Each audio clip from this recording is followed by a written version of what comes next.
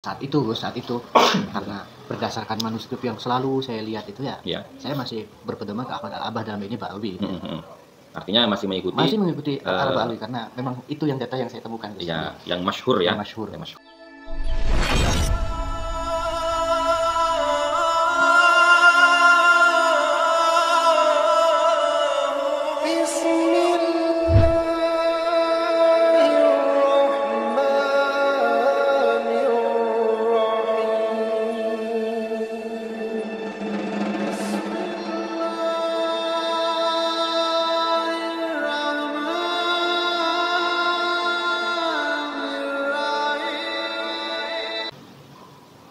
Assalamualaikum warahmatullahi wabarakatuh. Bismillah, alhamdulillah, wa la hawla wa la quwata illa billah. Asyhadu an la ilaha illallah wahdahu la syarikalah. Wa asyhadu anna sayyidana wa nabiyyana Muhammadan abduhu wa rasuluhu alladzi la nabiyya ba'dah. Allahumma salli ala sayyidina Muhammad wa ala ali sayyidina Muhammad, amma ba'du. Para sahabat-sahabatku, para saudara-saudariku sebangsa setanah air dimanapun kalian berada, para subscriber, para netizen yang budiman, selamat datang kembali di channel Gus Hasan Asy-Syarif Official.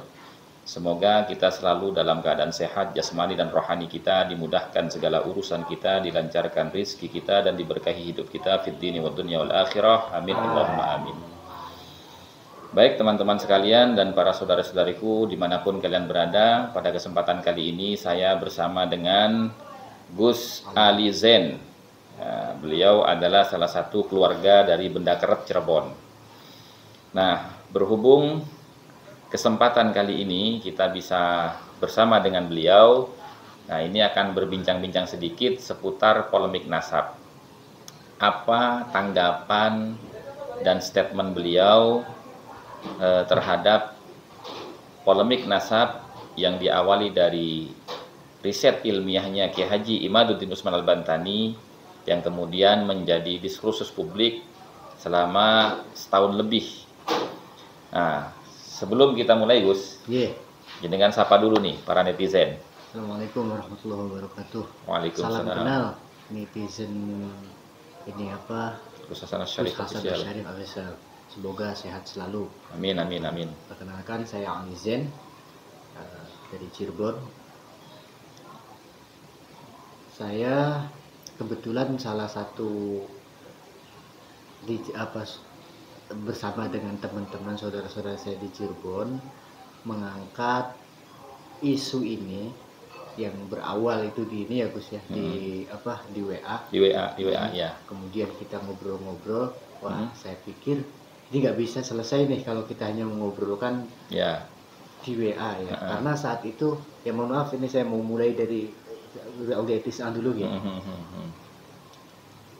Dari awal itu kita semua yang ada di grup Zuria Audiatis itu semua sepakat, misalkan dari Cirebon itu sepakat sama-sama ke atasnya itu mengakui ke Gunung Jati. Cuman di sini agak lucu, Gunung Jati ke atasnya bedo-bedo. Gitu ya. Ada yang ke Musal Kazim, juga ada yang ke Ahmad Al-Abbah ya. Iya. Nah saat itu karena berdasarkan manuskrip yang selalu saya lihat itu ya, saya masih berpedoman ke Ahmad Al-Abbah dalam ini Ba'alwi. Artinya masih mengikuti Al Ba'alwi karena memang itu yang data yang saya temukan. Iya, yang masyhur ya. Yang masyhur. Sementara saudara saya yang lain, yakni Noval, itu rupanya sudah lebih jauh lagi. Gitu ya. Singkatnya, akhirnya kita sepakat kita bikin ini aja Bedah Silsilah. Bedah Silsilah Sunan Gunung Jati di Benda Keret. Alhamdulillah dihadiri oleh Kiai Imad, kemudian Tu Bagus Mogi, kemudian Kiai Ilzamuddin, dan banyak poro-poro yai yang nggak bisa saya sebutkan satu persatu ya. Dan hasil dari kajian itu ternyata Syekh Syarif ini tidak bermuara ke Ba'alwi gitu ya. Dan sebentar ada yang kelewat ya.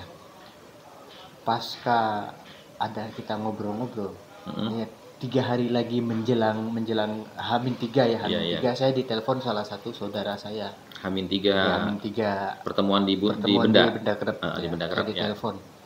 Katanya, tolong itu pertahankan nasabnya Syekh Syarif ke Ubaidillah.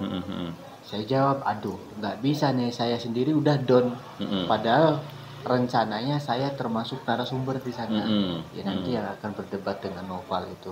Tapi saya sendiri sudah down ya, karena semakin saya mencari nasabnya Syekh Syarif ke Ubaidillah itu, dan sampai ke bawahnya sampai ke atasnya, semakin tidak jelas, semakin nggak jelas, semakin dan alhamdulillah saya menemukan beberapa manuskrip yang di situ diantaranya ada satu penulis, tapi 2 manuskrip yang berbeda. Yang pertama adalah manuskrip yang biasa saya lihat, yaitu yang ke Ahmad Al-Abbah. Yang kedua ke Musa Al-Kazim. Saya agak mikir, kok ini yang nulisnya sama, tapi kok beda gitu ya. Cuma di sini ada beda, kalau nggak salah beda di bulan saja 1 tahun, tapi beda bulan gitu ya. Ternyata gini, ada kemungkinan karena saat itu Cirebon sedang dalam kekuasaan Belanda, dan nampaknya si penulis ini asumsi saya ya, penulis ini kayaknya itu ditekan sehingga beliau terpaksa untuk menuliskan nasabnya Syekh Syarif Hidayatullah yang muaranya ke Ubaidillah. Setelah itu, karena ini memang ini dulu yang ditulis gitu ya. Setelah itu beliau menulis lagi silsilahnya nasabnya Syekh Syarif yang asli, yakni ke Musa Al-Kazim. Kemudian mungkin ini yang dirawat, ini yang dipublik, ini yang jadi salah satu jadi dasar. Jadi intinya begini ya. Jadi intinya gini ya. Yeah. Ini mewakili pertanyaan beberapa teman-teman ya tentang kontroversi yang ada di dalam keluarga Kanjeng Sunan Gunung Jati ya. Betul. Di mana ada 2 kubu ya yang kita sama-sama tahu bahwasanya mereka itu memiliki keyakinan bahwasanya Kanjeng Sunan Gunung Jati ini nasabnya bersambung kepada klan Ba'alawi melalui Alwi bin Ubaidillah bin Ahmad Al-Abbah bin Isa Ar-Rumi gitu ya. Yeah. Nah, kemudian setelah terjadi beberapa penelitian dan diskusi dalam ruang lingkup internal keluarga, tiba-tiba ditemukan manuskrip ya, yang lain, yang mana silsilah itu justru malah bertolak belakang dengan manuskrip yang biasa ditemukan gitu ya, yang masyhur ya, dikenal orang itu, ternyata nyambungnya kepada Musa Al-Kazim gitu loh. Nah, kemudian kok bisa ada 2 manuskrip, penulisnya sama, tapi tahunnya berbeda setahun. Kemudian pongkol nasabnya berbeda, gitu ya. Nah, sehingga ketika ditelaah ya, berdasarkan beberapa informasi dan juga hasil investigasi, sehingga Gus Ali Zain ini memiliki asumsi bahwasanya dulu kan Cirebon ini mengalami pergolakan dengan adanya Belanda. Betul. Yang kemudian disusupi oleh orientalis Belanda yang bernama Snok Horgronje. Gitu ya. Nah, di situ si penulis ya itu ditekan, dipaksa, diintimidasi untuk menulis silsilahnya bersambung kepada Alwi bin Ubaidillah. Betul. Ya, setelah menulis itu dipublikasikanlah oleh Snok Horgronje dan antek-anteknya dari klan Ba'alawi gitu ya. Nah, kemudian si penulis ya karena tidak bisa membohongi perasaan jujurnya, kemudian dia diam-diam menulis nasab yang asli daripada Kanjeng Sunan Gunung Jati yang bersambung kepada Musa Al-Kazim. Dan ini disimpan secara internal oleh keluarga keturunan Kanjeng Sunan Gunung Jati, tidak dipublikasikan karena demi keamanan daripada intimidasi dan juga ancaman Belanda. Begitu ya kira-kira ya. Nah, jadi itu jawabannya teman-teman. Jadi memang benar ya, seperti apa yang pernah disampaikan oleh Ki Haji Agus Sunyoto, ternyata manuskrip-manuskrip yang isinya adalah sejarah tentang Nusantara ini memang banyak dipalsukan oleh Belanda. Demi untuk apa? Demi untuk menjatuhkan mental putra-putri bumi Nusantara agar supaya mereka ini selalu merasa ada di bawah strata kolonial Belanda atau bangsa yang lain. Maka dari situ ya, sampai detik ini pun itu masih ada pengaruhnya. Contoh pengaruhnya begini, ya. Kita lebih percaya kepada produk-produk dari luar negeri, produk-produk asing daripada produk-produk putra-putri bangsa kita sendiri. Padahal nih, kalau mau kita adu ya, sebenarnya produk lokal pun tidak kalah hebatnya, kualitasnya daripada produk asing, kan begitu ya. Nah, kira-kira begitu. Nah, kemudian gini Gus, menurut Gus Ali Zain gitu ya. Nah, bagaimana ini tentang pernyataan Kiai Imad kemarin ya, ketika pelantikan PWLS yang di Cilegon Banten itu, di mana dia mengatakan bahwasanya saya yang bertanggung jawab dunyan wa ukhron atas ya kajian-kajian yang dipublikasikan tentang terputusnya nasab Ba'alawi.